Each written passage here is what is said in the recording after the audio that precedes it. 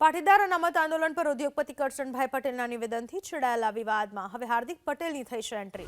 WhatsApp ગ્રુપમાં હાર્દિક પટેલે message viral કર્યા, જેમાં હાર્દિક પટેલે કરશનભાઈ પટેલ ઉપર આકરા પ્રહાર કર્યા। હાર્દિક પટેલનું કહેવું છે કે અનામત આંદોલનથી સમાજને શું મળ્યું એ કરશનભાઈને ખબર ના હોય, કેમ કે તેઓ કરોડપતિ છે અને આંદોલન ગરીબ પાટીદાર પરિવારો માટે હતું। હાર્દિક પટેલના મતે આંદોલનથી માત્ર પાટીદાર જ નહીં, ક્ષત્રિય, બ્રાહ્મણ, લુહાણા સમાજને પણ અનામતનો લાભ મળ્યો। હાર્દિક પટેલે આરોપ લગાવ્યો કે કરશનભાઈ પટેલ પાટીદાર સમાજને લેવા કડવામાં વહેંચી રહ્યા છે। આવા આગેવાનોને ઓળખવાની જરૂર છે, કેમ કે આવા આગેવાનો સમાજની એકજૂટતા નથી જોઈ શકતા। સમાજ એક થાય તો આવા આગેવાનોનો મોભો દબાઈ જાય।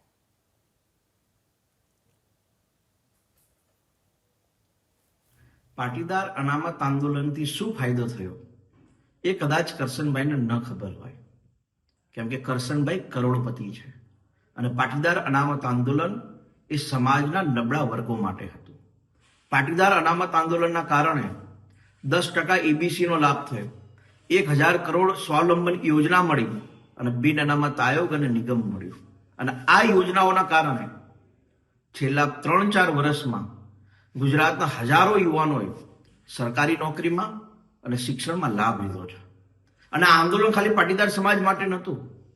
આ આંદોલન ભલે પાટીદાર સમાજોએ કર્યું, પરંતુ લાભ બ્રાહ્મણ સમાજને, રાજપૂત સમાજને, લોહાણા સમાજને, સ્વાની સમાજ, આવા 50 સમાજ છે જેને અનામતનો લાભ નહોતો મળતો, પણ આ આંદોલન થયું ને એના કારણે વિવિધ યોજનાઓ બની, એટલે દરેક સમાજને એનો લાભ મળતો થયો। કરશનભાઈ જેવા અનેક આગેવાનો એવા છે કે જે 10, 15, 20 દાડા થાય એટલે સમાજને લેવા કડવાના ભાગોમાં વહેંચતા હોય છે, કેમ કે જો પાટીદાર સમાજ એક થઈ જાય તો આવા આગેવાનોનો મોભો જળવાય નહીં ને। એટલા માટે થઈને વારંવાર નિવેદનબાજી કરીને સમાજના ભાગલા પાડવાનું કામ કરે છે, સમાજને લેવા કડવામાં વેચવાનું કામ કરે છે। અને હું અનેક યુવાનોને કહું છું કે જે યુવાનોએ આ યોજનાઓના કારણે સરકારી નોકરી મેળવી હોય, સરકારી શિક્ષણમાં એમને રાહત થઈ હોય, તો આવા યુવાનોએ આવા આગેવાનોની વિરુદ્ધમાં બોલવું જોઈએ, કેમ કે આગેવાનો સમાજના હિતેચ્છુ નહીં હોતા, માત્ર સમાજના ભાગ કેમ પડે એની ચિંતા કરતા હોય છે। કરશન પટેલ સહિતના ઉદ્યોગપતિઓ સામે લલિત કગથરા લાલ ઘૂમ। સૌરાષ્ટ્ર કોંગ્રેસ અગ્રણી અને પૂર્વ MLA લલિત કગથરાના પ્રહાર। લલિત કગથરાએ પાટીદાર ઉદ્યોગકારોને લીધા આડે હાથ। કરશનભાઈ પટેલ સીધા જ કિરીટ પટેલને ટાર્ગેટ બનાવી રહ્યા છે, એવું કહેવું છે કગથરાનું। કરશનભાઈ, તમે જેને છોકરો છોકરી કહો છો તે મુખ્યમંત્રી હતા। જો તમે કોથળા ખુલ્લા ન મૂક્યા હોત તો આજે કેશુભાઈની આ હાલત ના થઈ હોત। જે યુવાનો શહીદ થયા છે તે તમારા માટે નહીં, સમાજ માટે શહીદ થયા, એવું કહેવું છે કગથરાનું। 1857 નો બળવો કર્યો તો એ આપણે વડીલોને એમ કહેવાય કે તમને 1857 ના બળવામાં શું મળ્યું? એટલે 1857 નો બળવો કર્યો તેથી ન મળ્યું તો આ પછી અંગ્રેજોને કાઢવાનું આંદોલન થયું તેથી મળ્યું। એક આંદોલનમાંથી શું મળે છે એ આંદોલનકારી કોઈ વિચારતો જ નથી સાહેબ। ગાંધીજીએ કોઈ દી વિચાર્યું નહોતું કે મને શું મળશે, જવાહરલાલ નહેરુએ કોઈ દી વિચાર્યું નહોતું કે હું વડાપ્રધાન થઈશ આ દેશનો। આંદોલનને લડવૈયા હોય ને એ કોઈ દી કાંઈ મેળવવા માટે આંદોલન નથી કરતા। આંદોલન તો એના સિદ્ધાંતો, વિચારો માટે થઈને કરે છે ને એનું એ પરિણામ આવે છે। આ પાટીદારની ઓળખાણ કહેવાય, અને ઈ પાટીદારની ઓળખાણ કહેવાય કે ઉદ્યોગપતિ પાટીદારની ઓળખાણ કહેવાય કે 10 વર્ષના રિએક્શન જુએ, 10 વર્ષ પછી શું થવાનું થઈ ગયું, 10 વર્ષ પછી આંદોલનની હવે ચર્ચા કરે છે। વાહ કરશનભાઈ, સલામ છે તમને।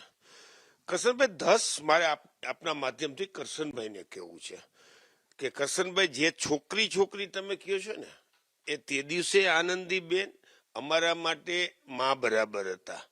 અમે એટલી ઉંમરના તે દિવસે આનંદીબેન હતા, અને પાટીદારની દીકરી, પાટીદારની વહુ કયો, પાટીદારની માં કયો, એ મુખ્યમંત્રી હતી 100%। કરશનભાઈ, મારે આપને યાદ કરાવવું છે કે કરશનભાઈ નિરમા, OR પટેલ અજંતા, સુરેન્દ્રનગર વાળા ભાઈ મેક્સન વાળા ધનજીભાઈ, રૂડા ભગત, આ તમામ લોકો કેશુ બાપાની કિચન કેબિનેટના માણસો હતા। અને કેશુ બાપાને ઉતારીને મોદી સાહેબ ચડી બેઠા તેથી કેમ એક અવાજ ન કાઢ્યો? તમે પાટીદારની વાત આજે કરો છો, તમે તો કેશુબાપા સાથે જ ફરતા હતા. કરશનભાઈ તમે, રૂડા ભગત તમે, OR પટેલ સાહેબ આજ દુનિયામાં નથી, એ અમારા ધનજીભાઈ મેક્સન, આ તમામ લોકો કેશુબાપાની સાથે હતા. ને મોદી સાહેબ જયારે બેઠા ગુજરાતના મુખ્યમંત્રી તરીકે, આજે તમને આનંદીબેન યાદ આવે છે 10 વર્ષ પછી? તો તેથી 48 ધારાસભ્યો તમને કેવા આવ્યા હતા ધનજીભાઈ? તેથી તમે કોથળા ખુલ્લા મૂક્યા હોત તો તેથી જ આ મોદી સાહેબ નો હોત, તો જ કેશુબાપાનું અપમાન નો થાત અને કેશુબાપાને આ રીતે જાવું ના પડ્યું હોત. અને જેના નામે ભાજપ ગાંધીનગર સુધી પહોંચી હતી, એ કેશુબાપાના આ હાલ ન કર્યા હોત કરશનભાઈ, તમે બોલ્યા હોત તો. આજે 10 વર્ષ પછી હવે આવી સુફિયાણી વાતો કરવાનો કોઈ મતલબ નથી. અને એક શું મળ્યું, તમે આજ લલિત કગેરાને પૂછો, તને કોંગ્રેસમાં રહીને શું મળ્યું? મેળવવું અને ગુમાવવું.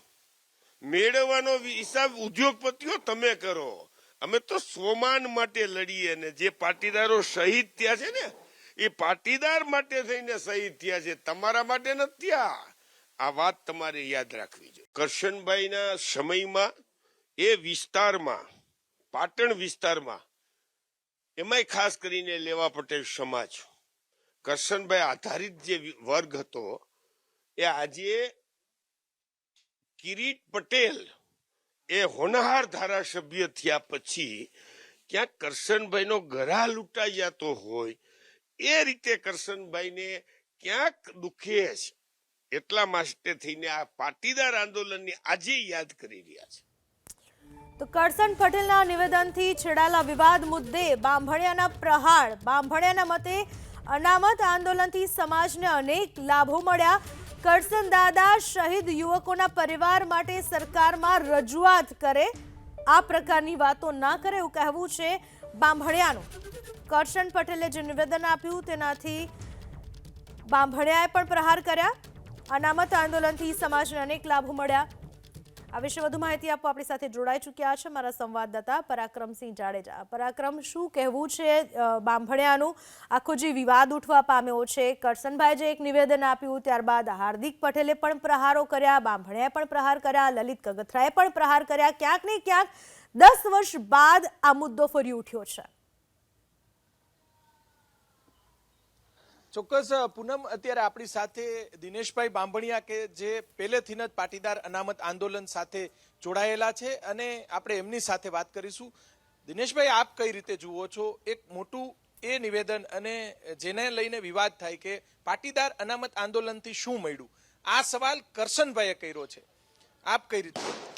કરશન દાદા પાટીદાર સમાજના એક મોભી તરીકે એની આજ સુધીની ઇમેજ ઊભી રહી છે અને એને પાટીદાર સમાજના લેવા પટેલ સમાજ માટે કરેલું હોય એવું એનું નિવેદન આવ્યું છે. આ નિવેદનથી આનંદીબેનને એને સીમિત કરી દીધા છે, ફક્ત લેવા પટેલ સમાજની દીકરી તરીકે ઓળખાયું છે. આનંદીબેન પટેલ સમગ્ર ગુજરાતની અને દેશની દીકરી હતી, એ કરશનભાઈ કદાચ ભૂલી ગયા છે. પરંતુ અનામતથી 1000 કરોડની મુખ્યમંત્રી સ્વાવલંબન યોજના મળી છે. 500 કરોડ રૂપિયાનું બજેટ બિન અનામત વર્ગના વિદ્યાર્થીઓને એજ્યુકેશન માટે આપવામાં આવે છે. સાથે સાથે 10% અનામત સરકારી નોકરી અને મેડિકલ અને એન્જિનિયરિંગ જેવી કોલેજોમાં 10%ની જોગવાઈ કરવામાં આવી છે. કરશનભાઈની નિરમા યુનિવર્સિટીની અંદર એક પણ વિદ્યાર્થીને 15 લાખ રૂપિયા કે 7 લાખ રૂપિયા સિવાય એડમિશન મળતું નથી. ત્યાં એ બાળકોને 10%ની સીટોની જોગવાઈ આ આંદોલનથી મળી છે. બીજી બાબત એ છે કે શહીદ યુવાનો છે એમના માટે કંઈક કરવું જોઈએ, આવા નિવેદન આપવાના બદલે આપ શું માનો છો? 10 વર્ષ પછી કરશન દાદાને આ વસ્તુનું જ્ઞાન ક્યાંથી આવ્યું એ એક શંકાનો વિષય અને ચિંતાનો પણ વિષય છે. યુવાનો માટે જ્યારે અમે લોકો સરકાર પાસે માંગણી કરતા હતા ત્યારે કોઈ પણ ઉદ્યોગપતિ કે રાજકીય આગેવાનો ત્યારે ભાજપના આવ્યા નહોતા. અને આજે પણ હું તમને કહું છું કે આનંદીબેનનો ભોગ ફક્ત ને ફક્ત ભારતીય જનતા પાર્ટીના જૂથવાદમાં લેવાયો છે, નહીં કે પાટીદાર આંદોલનથી. અને જો આનંદીબેનને બચાવવાની ઈચ્છા ભારતીય જનતા પાર્ટીના નેતાઓની કે અમારા ઉદ્યોગપતિઓની હોત તો એ વખતે જ આ 10% અનામતની જોગવાઈની જાહેરાત થઈ ગઈ હોત. ફક્ત 2-4 વર્ષ આનંદીબેનને બદનામ કરીને આ ફક્ત કહેવાય ને કે રાજનીતિના રોટલા શેકવાનું કારણ જે કરશનભાઈ અમને કહી રહ્યા છે, એના બદલે એ વખતના 44 ધારાસભ્યોએ આ પાટીદાર સમાજના ધારાસભ્યોએ રાજકારણમાં રોટલા શેક્યા હતા. ચોક્કસથી જે સમગ્ર રાજ્યનું રાજકારણ અત્યારે ગરમાયું છે, જે રીતે નિરમા યુનિવર્સિટી અને નિરમા ગ્રુપના કરશનભાઈના જે નિવેદન બાદ તેમને જે ગઈકાલે નિવેદન આપ્યું, એક બાદ એક પાટીદાર અગ્રણીઓ અલગ અલગ પાટીદાર રાજકીય આગેવાનોના નિવેદનો એક બાદ એક સામે આવી રહ્યા છે. પરાક્રમ, આભાર આપનો તમામ માહિતી બદલ. તો એ વર્ષ હતું વર્ષ 2015નું, અને 10 વર્ષ બાદ જ્યારે આંકડો બદલાયો છે 2025, ત્યારે ફરી એક વખતે અનામત આંદોલનનો વિવાદ ઉઠવા પામ્યો છે. આગળ સમાચારો જોઈએ તે પહેલા લઈશું એક નાનકડો વિરામ.